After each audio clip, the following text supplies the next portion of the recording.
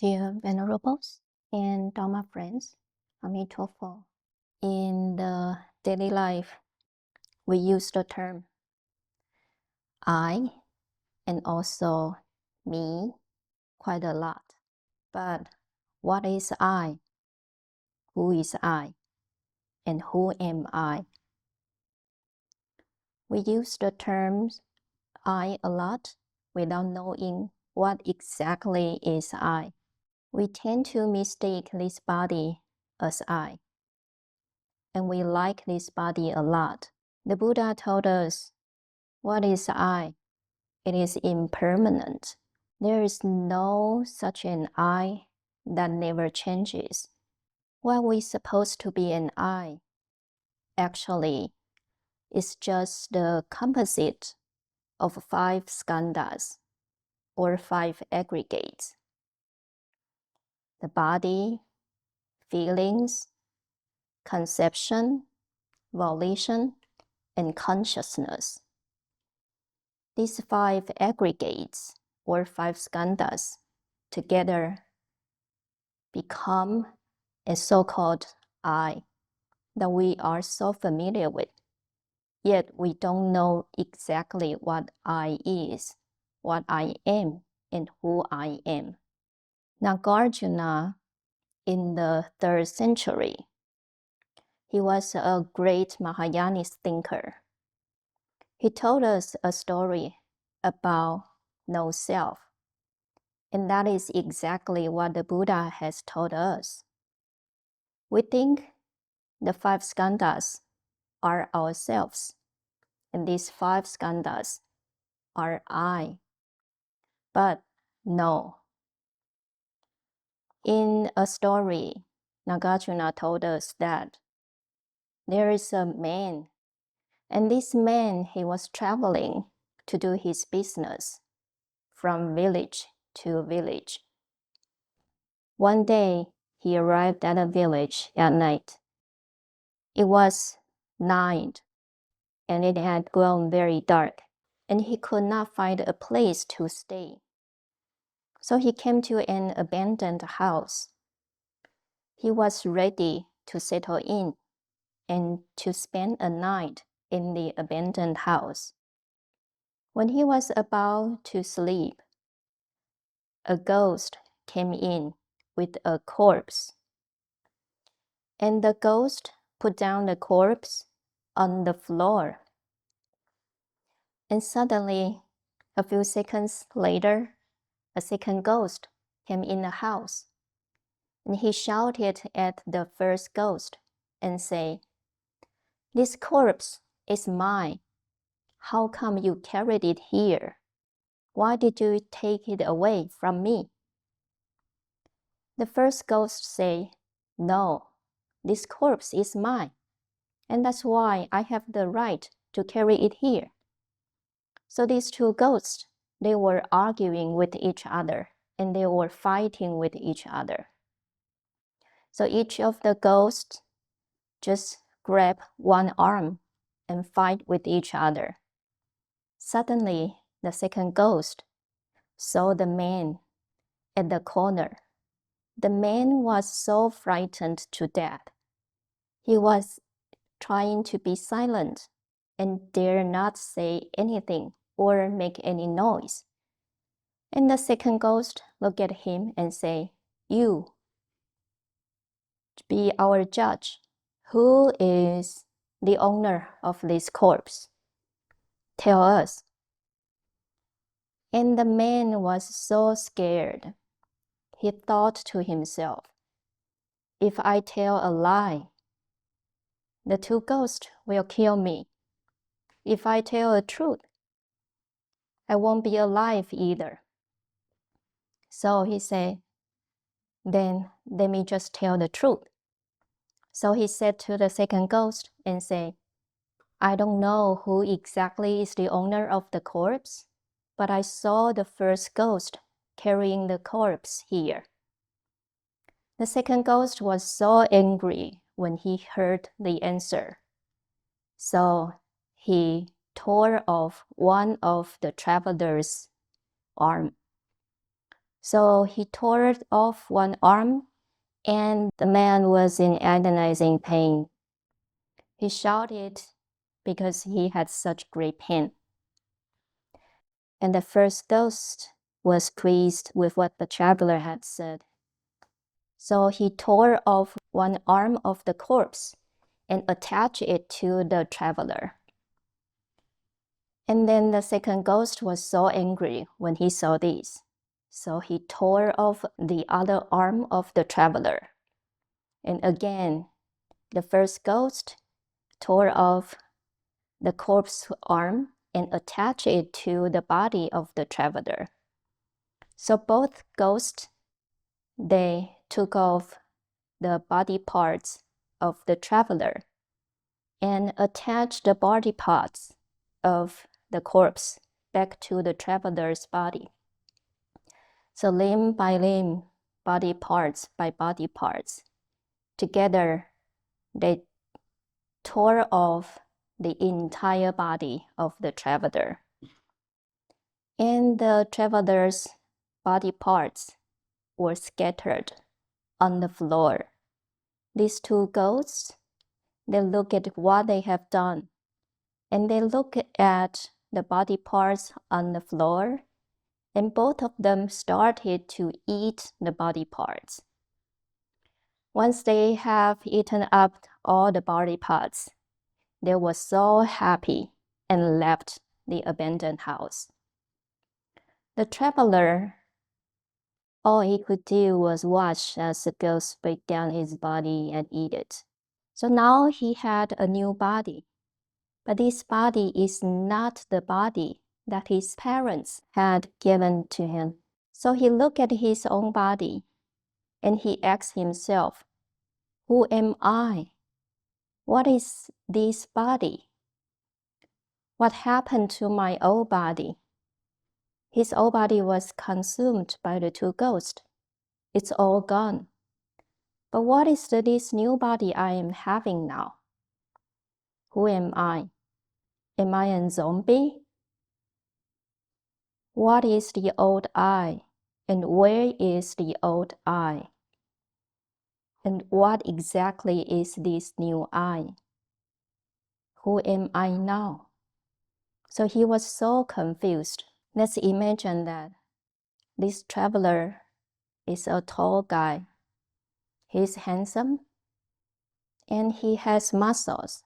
He is strong and he has dark skin.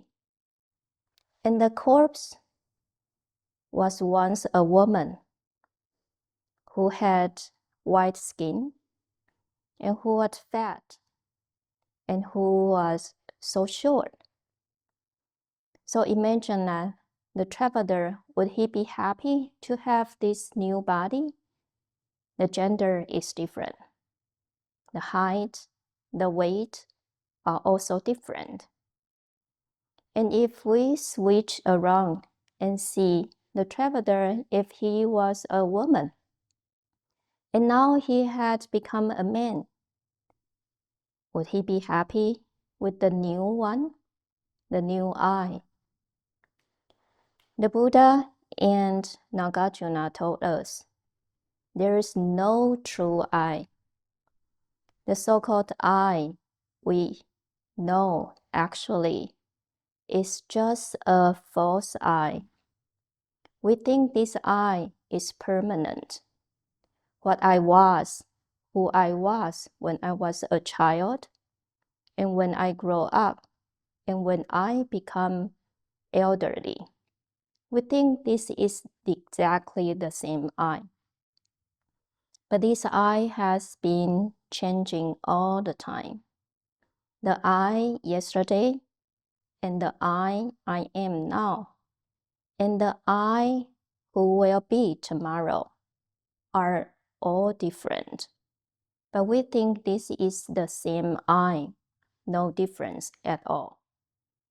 So the Buddha told us, don't mistaken that there is something that is underlying, unchanging within our body, or there is something that's always the same, and which is called I.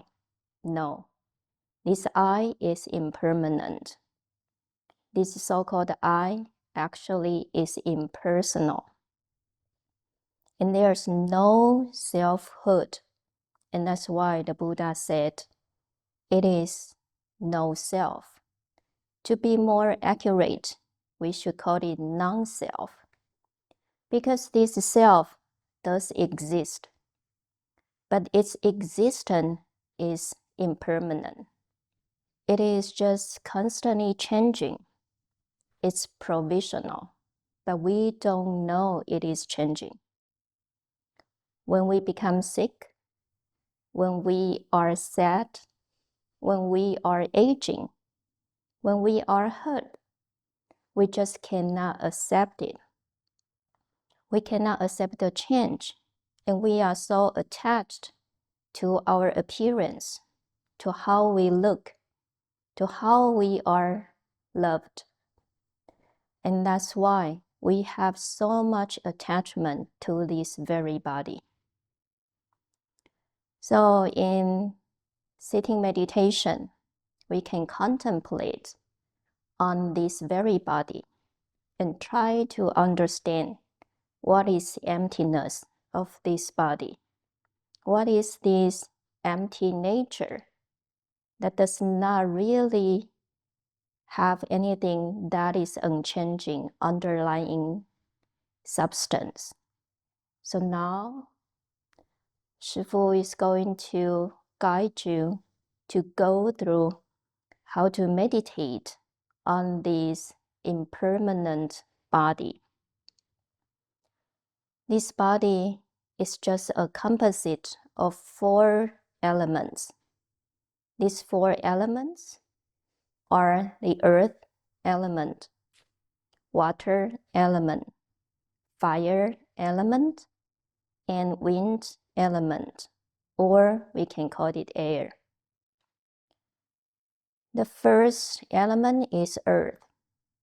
That has the feature of solidity and structure, like our bones, our nails, our teeth, and muscles, and the organs. Our hairs is also the earth element as well. And the water elements, of course, all the water inside our body, or the blood, the moisture, that is also water element. Sweat, tears, saliva, urine, these are all belonging to the water element. And the fire is the body heat and also the metabolic system that turns the food into energy or fat burning. That is the fire. And the wind is about the motion and our breath. So when we breathe in and out, this breathing is the air or wind element.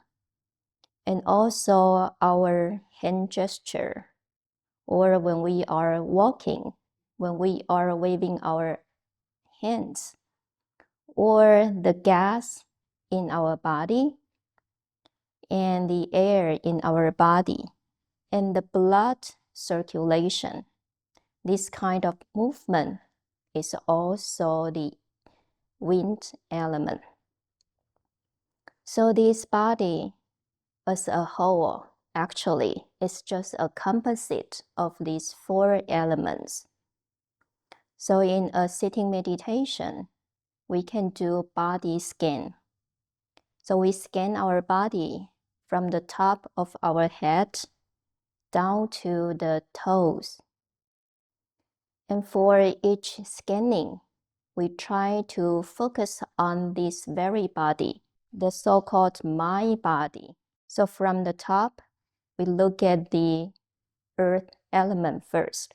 My hair, the skin, and the bones, the brain, my nose, and the cheeks, my lips, all my skin and the muscles, these belong to the earth element.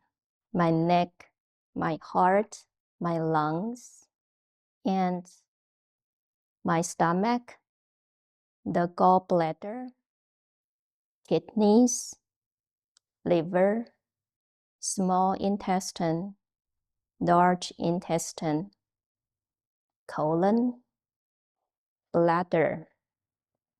These organs all belong to the earth. My hips, my thighs, my knees, the joints, my legs, my feet, my toes, and the nails. These are all the earth element. So when we are done with the first round of body scanning, we reflect that this earth element of structure and solidity, it is not me, it is not I, it is not mine, it is not the true self.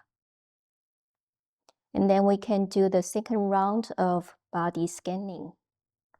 So let's turn to the water element.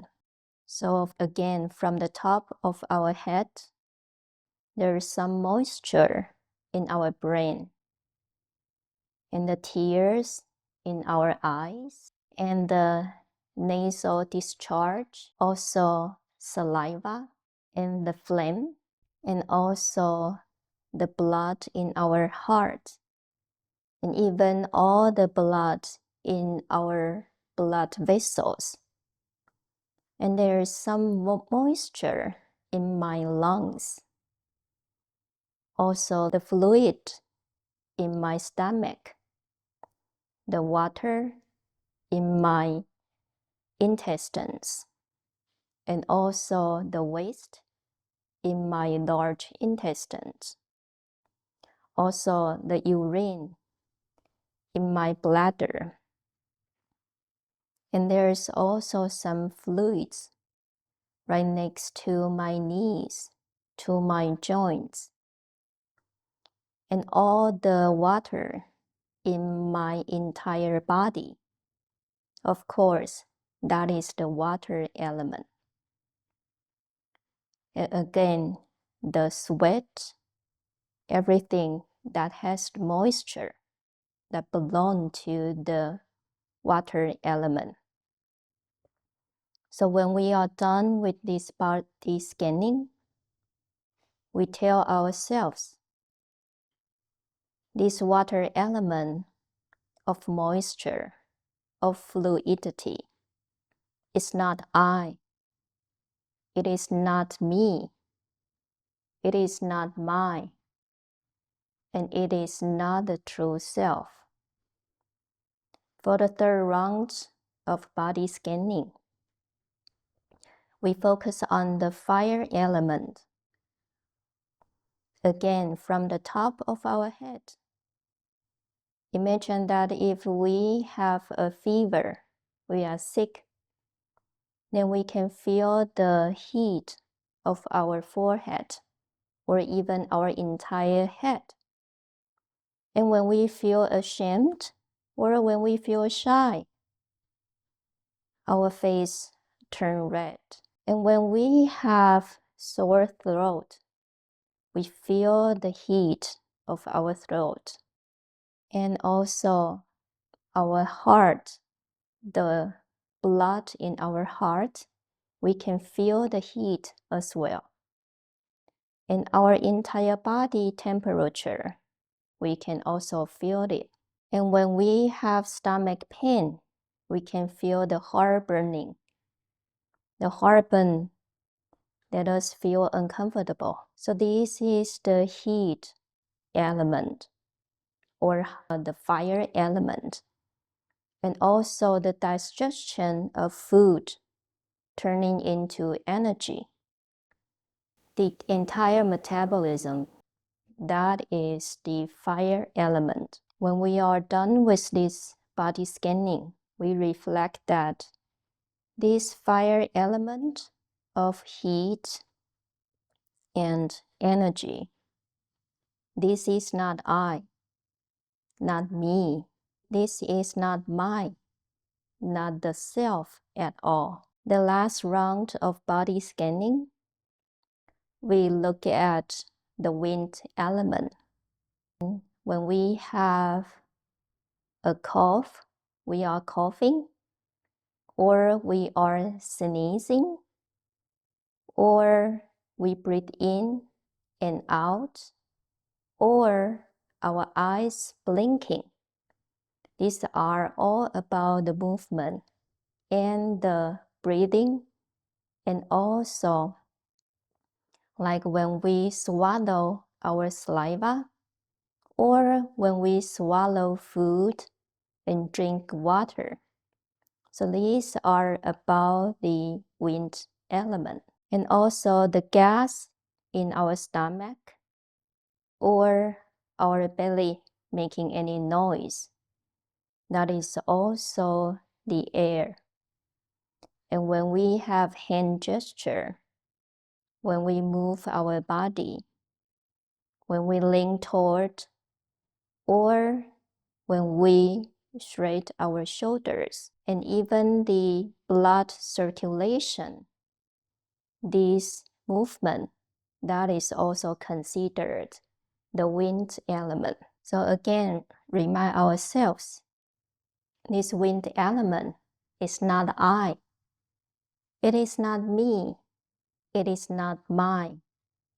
It is not the true self. When we are done with these 4 rounds of body scanning, we meditate and tell us that our body is just a temporary existence. It exists in the way that is always changing.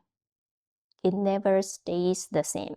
And this body, which I'm so attached to, is just a composite of these 4 elements. When we break it down, it is just 4 categories. And the earth elements does not differ from the dirt of the ground.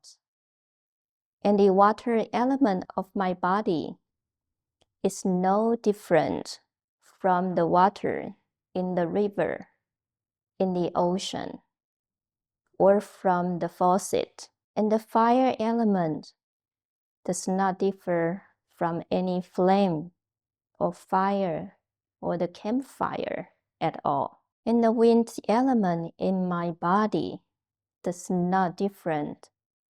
It is not different from the wind, from the breeze, and from the gust. So my body is different. Is it different from the external phenomena? No, they are exactly the same, just 4 elements.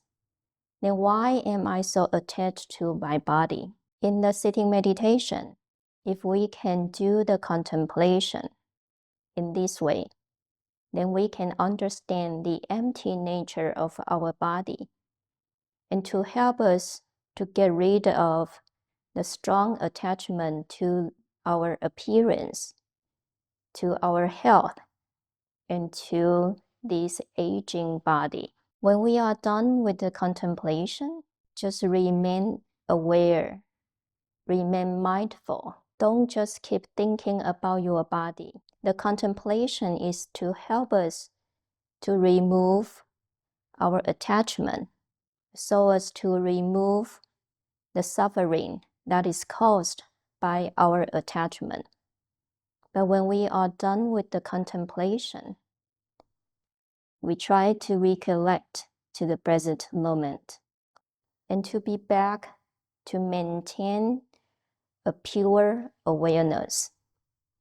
And this pure awareness is the true self, not the false self of the 4 elements. This true self is the original mind, and that is what the 5th Chan Patriarch Hongren has told us. He said that one has to recognize one's own original mind. If we do not recollect and be back to the present moment, and to be back to maintain a pure awareness.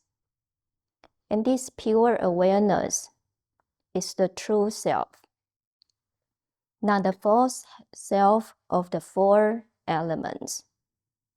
This true self is the original mind, and that is what the fifth Chan Patriarch Hongren has told us.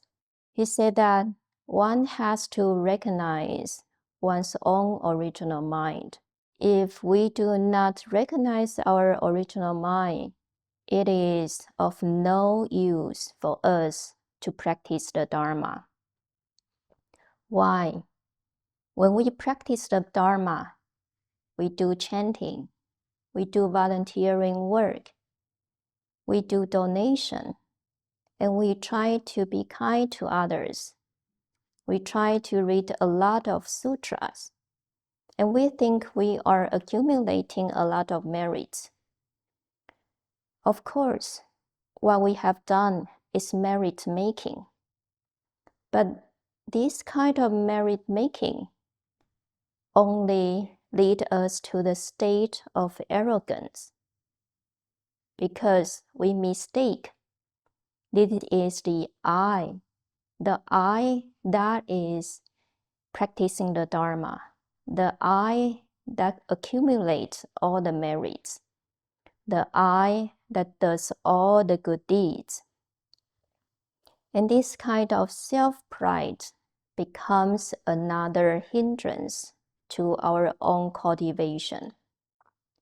So we have to recognize that what we have done actually was caused by the false I. And we have to return to the true I. And that is whatever activities, whatever Dharma activities that we are doing, it should not be separate from the original mind. It should not be separate from our Buddha nature. And that is the true self. That is inherently true nature we all possess.